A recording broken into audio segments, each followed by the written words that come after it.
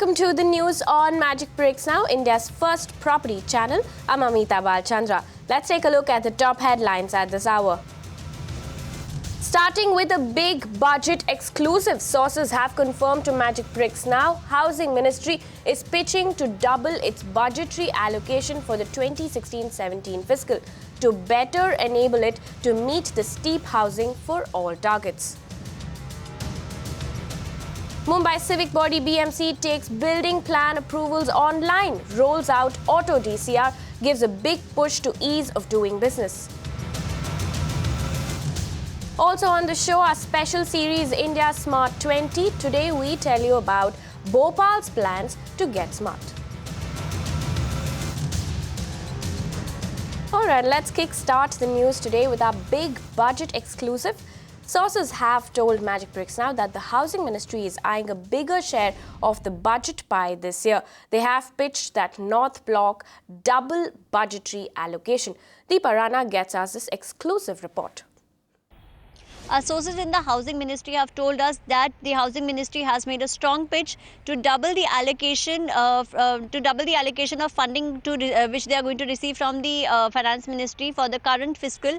What we have been told is that last year Finance Minister Arun Jaitley had allocated 15,650 crores for the housing for urban and rural areas, out of which 10,025 crores was spent on rural areas while the rest was spent on the urban areas. However, this time the Housing Ministry is very confident of its flagship scheme Housing for All by 2022, for which they have been receiving proposals from all across the states. About 11 states have already submitted their proposal for this scheme, and now the Housing Ministry is looking for policy reforms this year, as this year is going to be a key and ambitious year for the Housing Ministry and for the flagship schemes like the Smart Cities and for Housing for All schemes as well.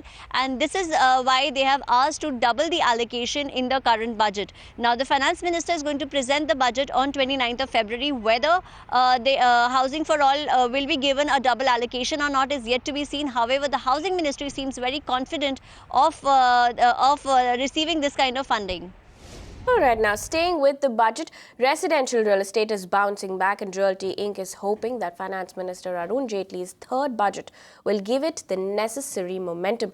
Disha Shah spoke with top developers and consultants. Here's looking at real estate's wish list. Finance Minister Arun Jaitley recently termed real estate the next engine of growth, and the industry is hoping that he'll walk the talk when he'll table the union budget on February 29 this year. Topping Realty Inc.'s wish list this year are measures that could incentivize people to buy homes and thus boost sales for the sector. I think instead of providing more incentive to the investor segment, if the incentives are provided to first-time home buyer, it will probably bring in good amount of efficiency. The government has to look into the interest deduction on home loans, especially for a first-time home buyer, needs to be increased.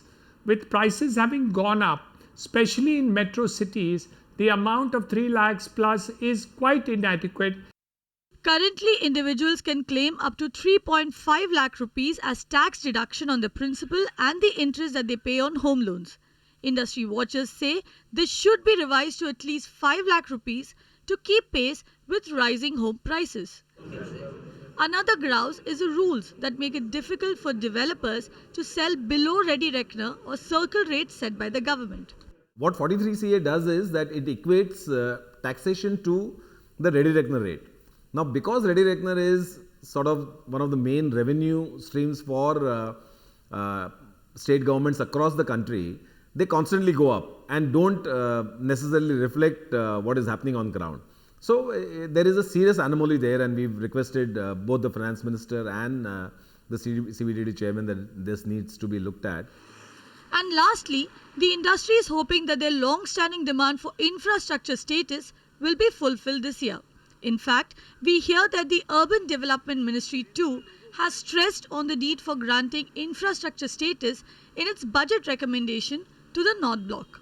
We need to create an infrastructure status to housing, long-term debt which should be available, and higher leverage for home loans, especially for preparing of townships and redevelopment schemes need to be coming under this segment so that long-term funding could be available to it, in terms just like industry, any other business or industry is doing. In fact, an infrastructure tax could also benefit home buyers as well. Getting this status means access to cheaper and long-term finance from banks for developers. And cheaper project finance could hopefully translate into better homes for you and me. Disha Shah for Magic Bricks Now. All right, now as the union budget is set to be announced on February 29th, we get you the budget expectations of home buyers. Let's listen in to what home buyers are expecting from this budget.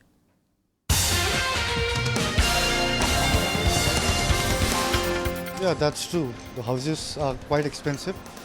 Well, the government should reduce the rate of interest so that people can buy a home. Definitely, I will also feel happy if at this age, if I can buy a home, my parents will be happy. Any house you go to buy, you'll end up spending at least 20 lakhs. 20 lakhs, I'm saying bare minimum if you go to Virar side. So in the end, you pay about 30% EMI. That's almost like 5-6 lakhs. A normal person doesn't have that amount of money. So if you reduce the down payment and increase the tenure.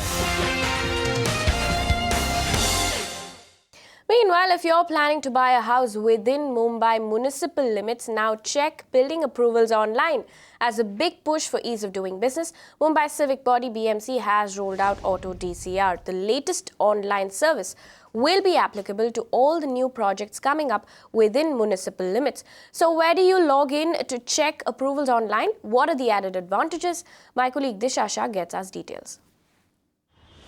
That's right, everything can be accessed online now with BMC rolling out an Auto DCR on 15th of February this year, a system which approves building proposals online. When we spoke to BMC officials earlier during the day, they said that they have already approved close to 67 intimation of disapprovals, out of which 15 have been already issued online. In simple terms, after an architect submits its building proposal online, there's a chief executive engineer who looks after the proposal and then approves it. After the approval, the architect will have to make a certain amount of payment, and then it will be later issued on the same day or on the day after. Secondly, it will also become mandatory for all the architects to submit their building proposals online with their digital signature, and permission will have to be given within the span of 60 days, that is 2 months. Another important thing here to note is that it was just in the month of January when Chief Minister Devendra Fadnavis announced to reduce building permissions from 119 to 58. So this is of course the second step towards ease of doing business. And secondly, if on the home buyer side, if you are a home buyer and if you have purchased a property, it will be very easy for you to check the status of your projects online. And lastly, when I also spoke to developers, they said that this is the need of an hour, this was the need of an hour, because this will bring in more transparency, more speedy development of infrastructure within this city, which means more homes for you and me, and making it a win-win situation for all the stakeholders. All right, we also caught up with Hiranandani, co-founder and MD from Hiranandani Group, and asked him whether this move will help deliver homes faster. Listen in. I must congratulate Mr. Ajay Mehta, who within a very short time frame was able to bring about this proposal of Auto DCR as well as the ease of doing business and mandating that it should be done in 60 days. He has also required the staff of his departments to see that there is no unnecessary negation of permissions, which I think is the more important part of the whole thing, that the attitude behind bringing the Auto DCR is actually vindicated. So what I mean to say is many times it's not a tool which is important, which is the Auto DCR, but the man behind the tool, which is Mr. Ajay Mehta, whose intent is very clear and the mandate is very clear to the department that he means business. And I think that is more important than the Auto DCR alone. So I wish through your media to congratulate Mr. Ajay Mehta, not only on bringing the Auto DCR, but the intent of mandating it. Number two, the Chief Minister has said that the 60 days which he's talked about giving approval is not just a direction, but he is going to give it under the Right to Services Act, which means there is a law behind such a mandate, so that no officer will unnecessarily or wrongfully not give the permission. So he would become answerable under the Right to Services Act. So I think a combination of the two indicates clear intent on behalf of the Chief Minister, Mr. Devendra Fadnavis, Mr. Ajay Mehta, Municipal Commissioner. Now it's up to us. Alright, now the BMC's auto DCR system is a boon not just for builders. Buyers too can use it to check if the projects they are buying into are approved. Now we at Magic Bricks now decided to conduct a test drive of sorts. Aishwarya Palwal tested out the website. She joins us now. Aishwarya, tell us, was it helpful? No, this website is of little help to a consumer like you and I. Now, once you go on to BMC's main website, that is www.mcgm.gov.in, you'll find a link on Online Building Approval System. Once you click on it, a separate tab will open. In this new window, at the bottom, you'll find Citizen Search. And once you click on it, a kind of form opens up. Now, in this form, you'll have to furnish information like number, file number, plot number, architect's name. Now, these are information that a layman like you and I will not have. Once you click on it, and if you don't want to furnish this, and if you type, say, for example, Worley, it will only show you 4 or 5 projects that are coming up. Now, it's not necessary that the project that you are looking up would be amongst those 4 or 5 players that would be listed on this website. So once you fill all this and you hit search, there are little chances that you will find what you are looking for. So even though the intent of launching this website was that consumers can get to know about the kind of projects that they are entering into and the kind of approvals that they have got, the system is too complex for anyone to actually understand what is happening from the builder's side. Alright, not a user-friendly system is a word coming in from Aishwarya. Thanks for those details. Straight up to Mumbai's depleting air quality levels. Mumbaikars are getting little respite from air pollution. The week gone by saw air quality in maximum city average about 300, which falls in the very poor category. Though air quality did improve on Friday and Saturday as the air quality index touched a reading of 200, however, Sunday saw it rise again to 300. The standard air quality, remember, is 100. Also remember, the city's air quality had worsened after a fire broke out in the Diona dumping ground. The fires have been put out, but air quality clearly is yet to improve. Shifting our focus to Pune now, Pune's development body, the PMRDA, is getting tough with illegal construction. The authority already has an application where people can report illegal buildings, and now the body has plans to take criminal action against offenders. Ruchi Deshpande was in Pune today and she sent us this report. About 1,600 cases of illegal construction has been solved by the PMRDA or the Pune Metropolitan Regional Development Authority till date. In a meeting that was held today at the PMRDA headquarters, PMRDA Chief Mahesh Zagade told us that in addition to the app that has received a lot of response and the 1,600 cases that have been cleared, they will also come up with a separate committee especially to curb illegal constructions. Now, this committee will be headed by the Deputy Collector of the city under the PMRDA jurisdiction, and in case the construction is illegal, the water and the electricity supply for the same will be cut off and it will be scrutinized before tenders for demolition will be invited. This is another step that they are taking where they go ahead and invite tenders for per square foot demolition. In addition to this, he also said that for the structures that were legal but not registered, he will scrutinize them closely before going ahead for any kind of demolition. In response to the app that PMRDA had come out to curb illegal constructions, he said that the response has been positive and there were no cases pending so far. He has cleared all of them. Furthermore, the PMRDA chief said that they have given clearance to 102 cases of industrial projects within the PMRDA jurisdictions, and this was done keeping in line the Make in India week that just took place from the 13th to the 18th of February. Alright, it's time now to move on to our special series, India Smart 20.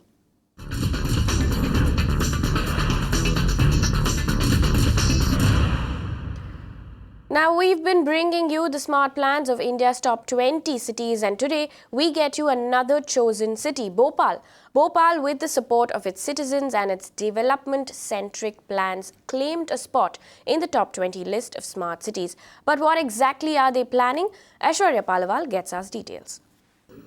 One of the major things that Bhopal Municipal Corporation is looking at doing is that it wants to focus on area-based redevelopment. And the area chosen for this is the 350 acres in Shivaji Nagar. Now, Shivaji Nagar is the commercial capital of Bhopal and it has a major potential. So the corporation wants to tap into this potential. That's why this area has been chosen. Another thing that they are doing is that they are going big the internet way. Yes, they'll have portals where citizens can post their grievances. They can also have interaction with the corporations and various authorities. Next thing that they are doing is that they'll have ease of doing business applications so that it's a very user-friendly interface and citizens can directly communicate with those who have the authority to take decisions. Another thing that they are doing is that they will fix whole of the city with LED lights. Now LED lights will bring down the kind of money that the corporation is spending by 40 to 50%. They'll also have intelligent street lighting and Wi-Fi spots in various areas of the city. Another thing that they'll do is that they'll put environmental sensors. Now these sensors will measure noise, air and radiation levels across the city so that they can keep a tab on the kind of pollution that the citizens would be facing. Lastly, they are thinking of doing ease of doing business, so they'll have friendly labor laws. They'll also have single window clearances, and all these things, they are trying to make all these things free from political compulsions. Now, we also caught up with Tejasvi Naik, the Commissioner of the Bhopal Municipal Corporation earlier, and asked him about the civic body's smart plans when it comes to citizen participation, funding and taxation. Listen in. Our smart city plan is going to be a green smart city plan. It revolves around the strength of Bhopal, that is the green quotient, and also the the carbon neutral concept that is being floated these days with respect to the climate change. We are also already the Global Environment Fund city, GEF 6. We are already part of that. We are already part of the solar cities. Hence, it makes sense for us to converge all these things for making a green smart city in Bhopal. Our strength are our students, for whom we have to create the best of the opportunities. Also, the SME sector we have here, we have a strong SME backbone here because of the presence of BHEL, the PSU. So we would want to bank upon that and add to the livable quotient of Bhopal. Our overall smart city outlay for the area-based development is 6,000 crores. That means 3,000 would be our investment, and we intend to raise 3,000 more from land monetization, that is. We have a huge swath of land based on the TOD principles, transit-oriented development principles. And smart city is just a beginning. We have already converged housing for all on the same lines, and we have identified huge land banks around the smart city area, which also go parallel to the metro line that is being proposed.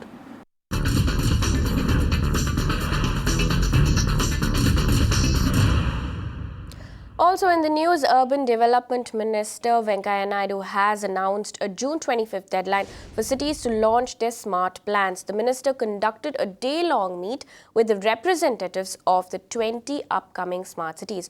The minister also met with representatives of 23 cities which didn't make the cut last time. These cities have been put on the fast track and will soon get a chance to make a second pitch. Let's listen in to what the minister had to say. मैंने विस्तार से बता दिया, उन लोगों को अवगत कराया, उनका प्लान्स, उनका विजन, उसमें कितना रिलायबल है, डूएबल है, इन विषयों के बारे में आज चर्चा होगा. जो शहरें 23 शहरें जो फर्स्ट राउंड में एलिजिबल नहीं हो पाया, उनको बुलाया, उनके लिए एक एक्सेलरेटेड फास्ट ट्रैक अपॉर्चुनिटी हमने दिया. अप्रैल तक वो लोग जो पहले लिस्ट में जो 20 सिटी सेलेक्ट हो गया, उनसे सीखने के लिए, उनको देखने के लिए, और वहाँ से जो भी अपना सिटी के लिए उपयुक्त होगा उसको भी ध्यान में रख के अपना प्रपोजल्स रिवाइज करने के लिए 23 सिटीज को मौका दिया. Moving on now, the Run of Kutch in Bhuj, Gujarat is famous for the Ran Utsav, which takes place every year. Now, the festival is underway at the moment and will conclude on February 29th. Your channel's Kamya Verma went to the Ran Utsav and found out just how vibrant the festival really is. Take a look.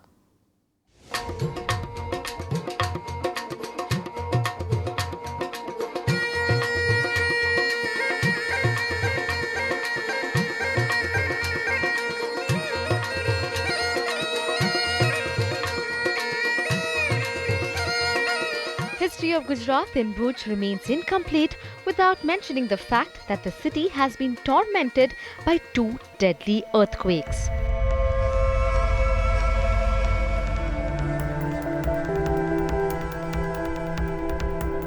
The spirit of people living in Bhuj is clear from the fact that the city has restored its life and colour by rebuilding the city.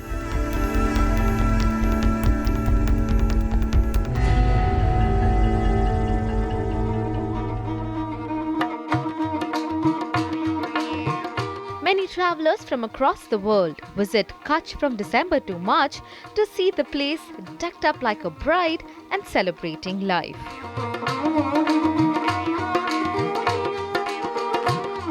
The run of Kutch is calm, charismatic and enigmatic.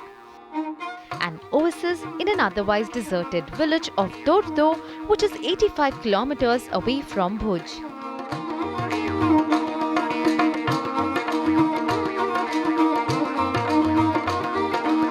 This barely traceable village is host to the Ranotsav, a festival that celebrates art, culture and beauty of Gujarat under one roof.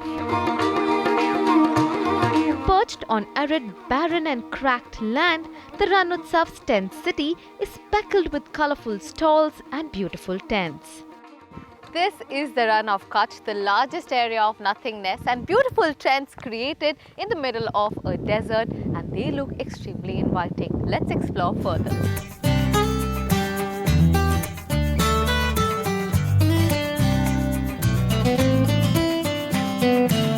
Along with several blocks of entertainment, dining and other activities, more than 350 tents are set up by the White Run Camping and Hospitality.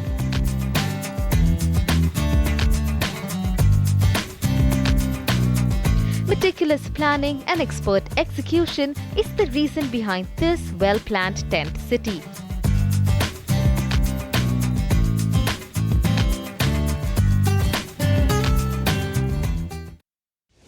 Alright, we've run out of time on the show, but if you have any feedback or suggestions for us, write to us on the email IDs flashing on your screens. We're also on Twitter and Facebook. Feel free to tweet to us or post your query on our Facebook page. Also, check out our website menow.in. The IDs are on your screens and we would love to hear from you. With that, it's a wrap on this edition of News on Magic Bricks Now. Thank you for watching.